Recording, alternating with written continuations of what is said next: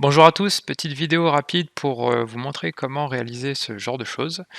Bon, vous verrez comme d'habitude, c'est pas très compliqué, il faut juste le faire une seule fois et après ça va tout seul. Donc on partira d'une feuille blanche en créant l'hélice et tout ça, donc je sais que la question arrive régulièrement sur le forum et ailleurs, donc on va faire une pierre deux coups. Alors première chose, on va créer une pièce. Et on va dessiner l'hélice. Donc l'hélice, il y a deux manières de la faire. Soit on la fait avec cette commande. Ce qui est bien, c'est qu'on pourra la contraindre comme on veut après. Soit on utilise l'opération qui est ici, où là on pourra la rendre un peu plus paramétrique en pouvant piloter le nombre de tours et ainsi de suite. Bon, en ce qui me concerne, je vais utiliser ça. Donc on va donner un rayon, un pas longitudinal, un nombre de tours. Bon, c'est pas très important ça parce qu'on va pouvoir le modifier. Et ensuite, on va définir le point d'origine, le point en Z et le point de départ en X. Alors je disais que le nombre de tours c'est pas très important parce qu'on va pouvoir le piloter directement de cette manière en le faisant tourner ou tout simplement en mettant une cote entre ça et puis le plan qui est ici.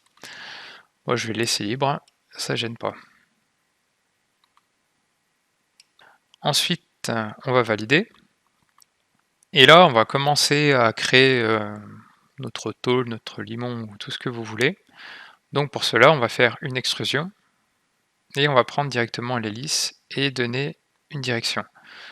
On va renseigner maintenant une hauteur. Il manque un 0. Hop.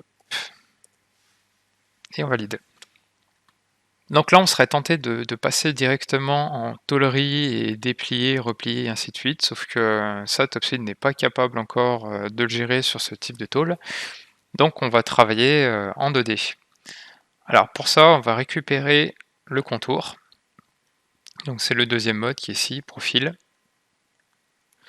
Et on obtient cette esquisse. On va créer ensuite une nouvelle esquisse sur le plan XZ. Bon, vu comme je suis orienté, moi je vais plutôt prendre YZ. Et on va dérouler cette esquisse. Donc pour ça, on va utiliser les opérations de déroulage. Alors on me demande l'axe de révolution, l'axe Z. Donc si on ne connaît pas la direction, bon, on peut cliquer directement dessus ou on l'a là. Le profil à dérouler, c'est celui-ci. Et il se débrouille tout seul comme un grand. Donc il ne faut pas se louper sur l'axe de destination. Hein. Là, on travaille bien sur le Y qui correspond à la verticale de l'esquisse. Et là, le déroulage, bon, on peut le mettre dans un sens ou dans un autre. Là, on va le laisser comme ça. Du coup, après, bah, on va dessiner notre motif à l'intérieur. Donc je vais réutiliser les commandes que j'avais montrées la dernière fois. Donc qui se trouve tout en bas là. L'autre profil, semi, on va dire d'en faire une petite cinquantaine. On va essayer d'éviter d'en avoir sur les bords. Hein. Voilà. Et puis je pense que 50 on aurait pu être un peu plus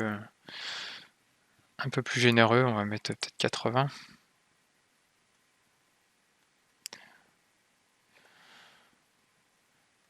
Tac. Bon voilà, on verra ce que ça donne.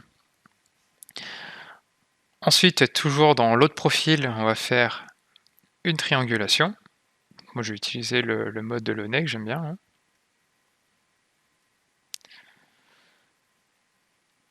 Alors c'est les seules petites choses qu'il va falloir faire attention, c'est pas trop s'approcher du bord de la tôle. C'est vrai que j'aurais pu faire une petite parallèle pour être sûr d'avoir un bord avec 20 mm ou un peu plus.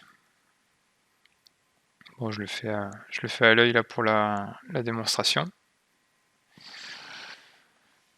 Et là, on va faire une autre esquisse. Ce sera pour faciliter la sélection des différents profils. Donc, comme tout à l'heure, l'autre profil intérieur, on va mettre un décalage à 10 mm et on valide. Maintenant, on va enrouler tout ça. Donc, pour l'enrouler, esquisse 3D, enroulement. Alors là, vous voyez qu'il me demande les profils à enrouler. Bah, c'est pour ça que j'ai fait en plusieurs esquisses, pour faciliter la sélection, parce que j'ai besoin que de ça. Donc on va se mettre en vue de haut, on va prendre tout ça.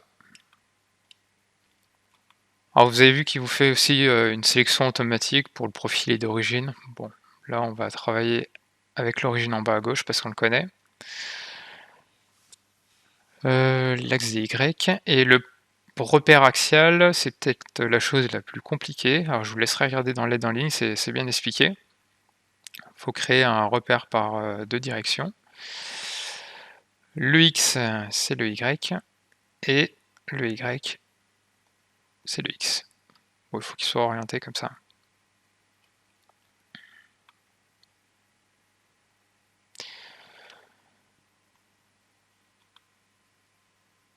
Et puis j'ai dû le faire démarrer n'importe comment. Bon, on va le valider, mais j'ai dû, j'ai dû inverser les axes. Ensuite, il faut donner le rayon. Bah, le rayon, c'est le rayon que vous avez donné tout à l'heure à votre hélice. Donc là, vu que j'ai fait n'importe quoi, on va éditer le repère. Hop là, éditer le repère, je me suis trompé. Le X, ça devait être bien le X.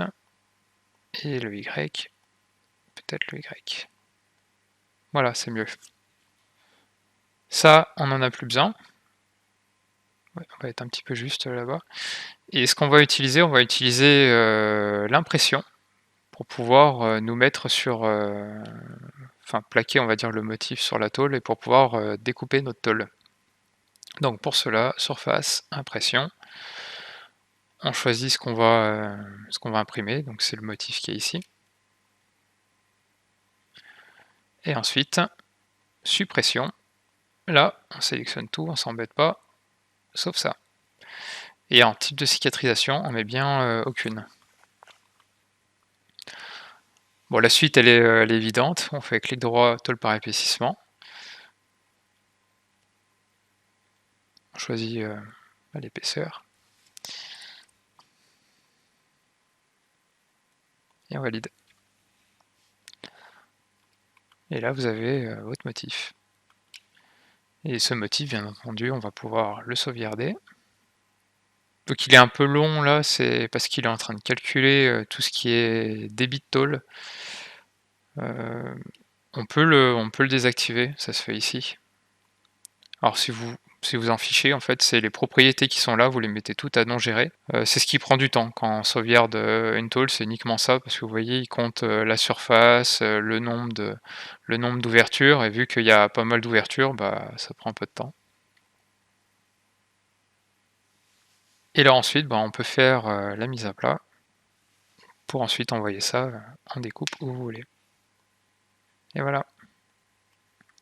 Donc vous avez votre pièce, on aurait pu rajouter des surlongueurs de roulage, rajouter ce que vous voulez, et vous êtes libre de dessiner le motif qui vous plaît. Bon, bah, je vous dis à très bientôt, et puis bah, bonne continuation. Merci.